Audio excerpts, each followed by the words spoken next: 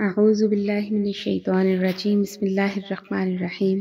رب اشرح لی صدری ویسر لی امری واحلل عقدۃ من لسانی یفقہوا قولی آمین یا رب العالمین۔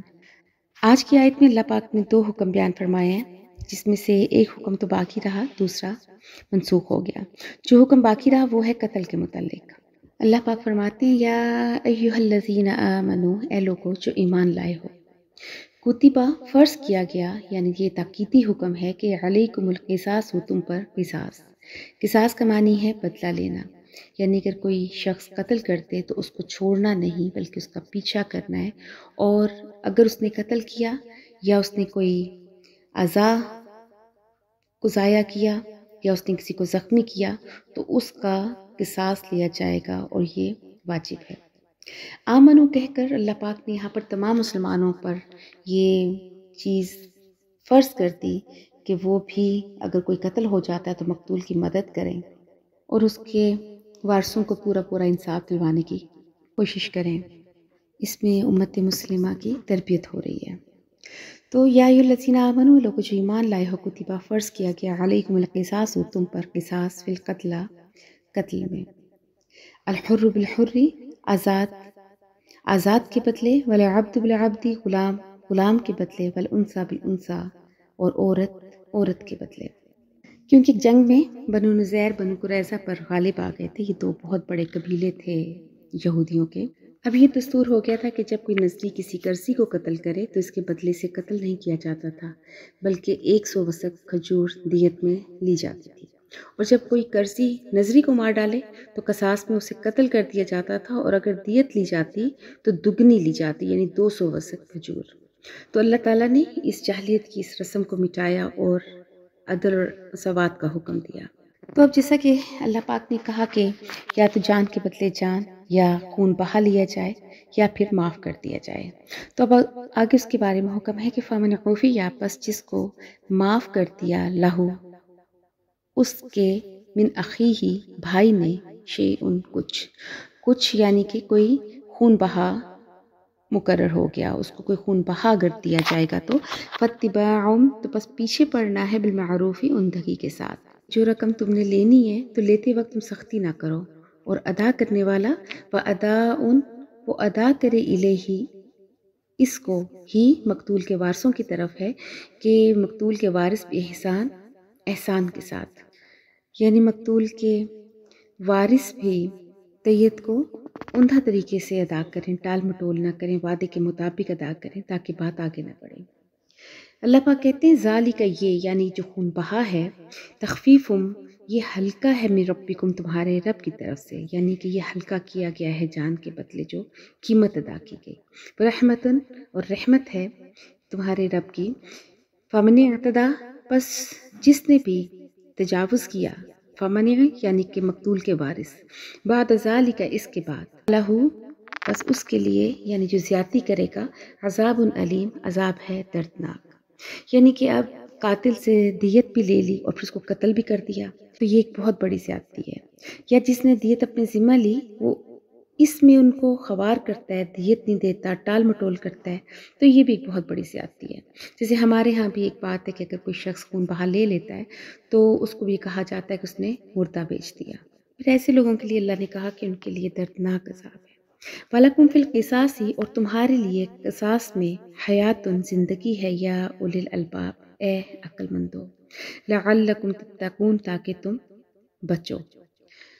اگر ہمارے معاشرے میں دشمنی کا دائرہ سمٹ جاتا ہے اور تمام معاملات انصاف پر مبنی ہوں تو ایک پرسکون معاشرہ جنم لیتا ہے، ورنہ انسانی تمدن کی جڑ کٹ جاتی ہے جب کسی معاشرے میں خون بہانا آسان ہو جائے۔ اس آیت میں جو اللہ تعالیٰ نے رحمت کا لفظ استعمال کیا تو یہ اس طرف اشارہ ہے کہ اگر ہم معاف کر دیں، جیسے حدیث میں بھی ہے کہ جو شخص کسی ظلم کو معاف کر دیتا ہے تو اللہ اس کے بدلے اس کی عزت بڑھا دیتا ہے۔ جیسے ایک اور جگہ اللہ نے کہا کہ وَأَن تَعْفُوا أَقْرَبُ لِلتَّقْوَىٰ، کہ یہ بہت تقوی کے نزدیک ہے کسی کو معاف کر دینا، اور آپ صلی اللہ علیہ وآلہ وسلم قصاص کی نسبت معافی کو بہت زیادہ پسند کرتے تھے۔ اب دوسرا حکم ہے کہ مرنے والے کو اپنے وارثوں کے لیے وصیت کرنی چاہیے اپنے مال میں۔ پہلے یہ حکم تھا، اب منسوخ ہو گیا اور اس وقت وراثت کے احکام پوری طرح سے بھی نازل نہیں ہوئے تھے۔ چوتھے پارے میں سورہ نساء میں یہ احکام تفصیلاً آئیں گے۔ اب حرمت جان کے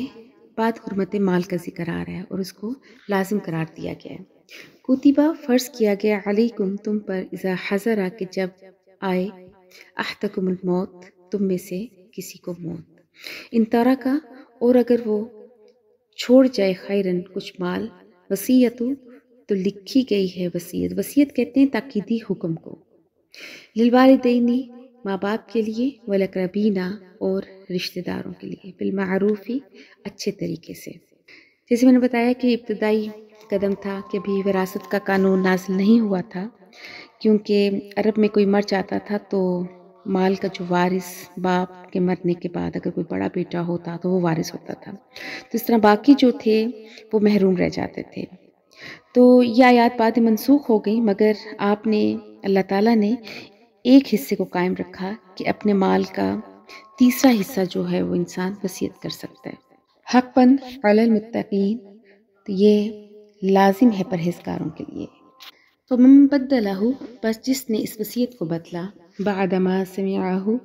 اس کے بعد کہ اس نے جو سن لی تھی، فإنما اسمہ، تو پس بے شک اس کا گناہ، علی الذین، ان لوگوں پر ہے، یبدلونہ، جنہوں نے اس کو بدلا ہے۔ ان اللہ، بے شک اللہ، سمیع علیم، سننے والا ہے اور جاننے والا ہے۔ اب یہ کہ اگر کسی شخص نے کوئی وصیت کر دی ہے تو اب اس کے ورثاء پر لازم ہے کہ اس وصیت کو پورا کریں، اور اگر کوئی بغیر کسی ٹھوس وجہ کے اس وصیت کو بدلتا ہے تو وہ اس کا گناہ اسی پر ہے۔ فمن خاف من موص، بس جس نے خوف کیا وصیت کرنے والے کی، جنفن، کجروی کا، کہ اگر کوئی شخص کوئی ایسی وصیت کر گیا ہے کہ جس کو پورا کرنا اس کے لیے مشکل ہے، او اثمن، یا گناہ کی وصیت کی، اصلح بینہم، تو پس وہ اس کو درست کر لیں آپس میں، فلا اثم علیہ، تو پس نہیں ہے ان پر کوئی گناہ، ان اللہ، بے شک اللہ، غفور الرحیم، بخشنے والا اور مہربان ہے۔ یعنی اگر کوئی ایسی وصیت کوئی شخص کر گیا کہ جس کو پورا کرنا اب اس کے ورثاء کے لیے ممکن نہیں ہے، تو اس کو آپس میں سب کے صلاح مشورے کے ساتھ بدلا جا سکتا ہے۔ جیسے کوئی مرتے وقت کسی کا رشتہ طے کر جاتا ہے یا اپنی تدفین کے بارے میں بتاتا ہے کہ مجھے فلاں جگہ دفن کرنا، یا اسلام کے خلاف کوئی ایسی وصیت کر جاتا ہے کہ جس کو پورا کرنا ممکن نہیں ہے، مگر بغیر وجہ کے بدلنا غلط ہے۔ اس آیت سے بھی ایک اور چیز ہی معلوم ہوتی ہے،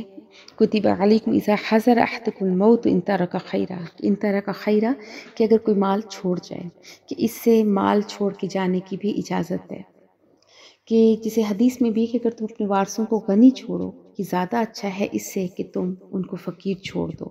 اور وہ لوگوں کے سامنے ہاتھ پھیلائیں۔ اس لیے اللہ تعالیٰ نے اپنے مال میں تیسرا حصہ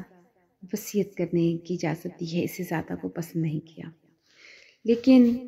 عرب میں بھی یہ رواج تھا کہ کوئی اپنا مال کسی پسندیدہ شخصیت کو سارے کا سارا سونپ جاتے اور جو وارث تھے وہ محروم رہ جاتے۔ تو اس رسم کو توڑنے کے لیے اللہ تعالیٰ نے یہ آیات بھیجی، اور یہی چیز آج کل ہمارے ہاں بھی دیکھنے میں آتی ہے کہ اگر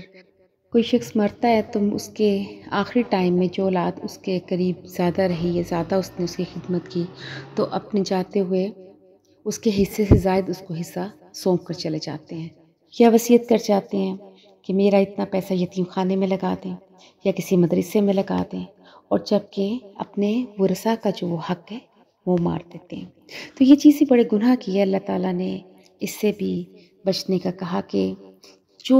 قاعدہ قانون اللہ پاک نے ہمارے لیے ہماری زندگی میں مقرر کیا ہے اسی طرح سے آپ چلیں۔ آج کی دونوں آیات میں، پہلی آیت میں ہمیں یہ معلوم ہوا کہ اسلام ہم سے چاہتا کیا ہے، کہ مقتول کا ساتھ دیا جائے اور اس کے ورثاء کا ساتھ دیا جائے، اور اگر قاتل سے غلطی ہو گئی ہے تو اس کو بھی رعایت دی جا سکتی ہے دیت کی صورت میں، یا اس کو معاف کر دیا جائے، اور معافی کو اللہ پاک نے بہت پسند فرمایا۔ مگر آج ہمارا معاشرہ انصاف سے بالکل خالی ہے۔ جتنا بڑا شخص ہوگا اس کے لیے جرم کرنا اتنا آسان ہے، اور چھوٹے شخص کے لیے اتنی ہی زندگی تنگ ہے۔ اگر ہر امیر اور غریب کو انصاف ملنے لگے تو ہر شخص جرم کرنے سے پہلے 100 بار سوچے، مگر وجہ وہی ہے کہ ہم اپنے دین سے دور ہیں۔ اگر ہم نے ان آیات کو سمجھا ہو، اپنی اولادوں کو سمجھایا ہو، تو یہ ہماری اولاد ہی کل کا معاشرہ بنتی ہے، تو ہمارا معاشرہ بہت پرسکون ہو جائے۔ اور اگلی آیت میں وصیت کا حکم آیا کہ اپنی مال، اپنے اولاد کے لیے کوئی ادھورا ایسا کام جو انسان کرنا چاہتا تھا نہیں کر سکا، یا کسی کا حق ادا کرنا ہو تو اس کے بارے میں وہ وصیت کر سکتا ہے۔ وصیت جیسے میں نے پہلے بھی کہا کہ تاکیدی حکم کو کہتے ہیں۔ یہ آیت میں تو اللہ تعالیٰ نے کہا کہ للوالدین والاقربین، لیکن یہ حکم پھر بعد میں منسوخ ہو گیا، اور اب حکم یہ ہے کہ لا وصیت للوارثی، کہ پہلے شرعی وارث کے حق ہیں، آدمی وصیت کر سکتا تھا، اب وصیت نہیں کر سکتا۔ غیر وارث کو وصیت کر سکتا ہے۔ مسئلہ یہ ہے کہ مثال کے طور پہ اگر کسی کے پاس 3 لاکھ روپیہ ہے تو 3 لاکھ میں سے تیسرے حصے میں وصیت کر سکتا ہے وارثوں کی اجازت کے بغیر، کیونکہ شریعت نے اس کو اجازت دی ہے کہ اپنی جائیداد میں سے تیسرے حصے کو وہ وصیت کر سکتا ہے، چاہے وہ منقولہ ہو یا غیر منقولہ۔ باقی جو 2 حصے ہیں وہ وارثوں کے ہیں، اب ان کی اجازت کے بغیر ان میں سے وہ وصیت نہیں کر سکتے۔ تو پھر اگر ایسا معاملہ ہو جائے تو اس کے مرنے والے کے جو ورثاء ہیں وہ اس وصیت کو آپس کے صلاح مشورے اور اسلام کی روح کے تحت اس کو بدل سکتے ہیں۔ تو اللہ پاک ہمیں بھی اسلام کو سمجھنے اور اس پہ عمل کرنے کی توفیق دے، اور اسلام کے بنائے ہوئے اصولوں کے مطابق زندگی گزارنے کی توفیق عطا فرمائے۔ آمین۔ وآخر دعوانا ان الحمد للہ رب العالمین۔